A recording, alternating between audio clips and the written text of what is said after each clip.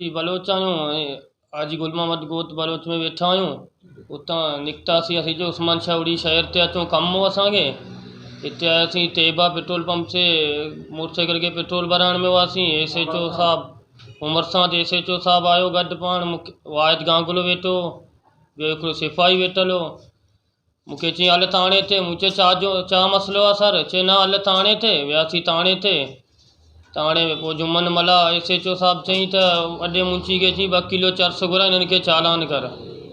मूं चयो सर छाजे लाइ? बसि असांखां वधीक ॻाल्हाई कोन, निकितो ॿाहिरि।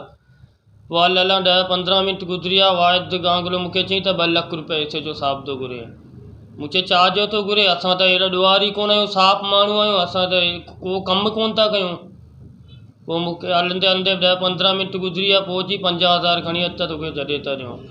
पोइ मूंखे धमकियूं हेॾां होॾां ॾेई पोइ चयो 50,000 हाली ॾियां थो, पंहिंजो जिंद कढे हितां निकिरी। पोइ त माण्हू ॻाल्हाईंदो प्रेस क्लब वारनि सां, हिननि सां हुननि सां ॻाल्हाईंदो त असां सां इंसाफ़ु कजे। सुभाणे वरी न असां शहर ते अचूं, वरी पुलिस मां असांखे ख़तरो, वरी किथे ॿधी असांखे बेइज़ती करे।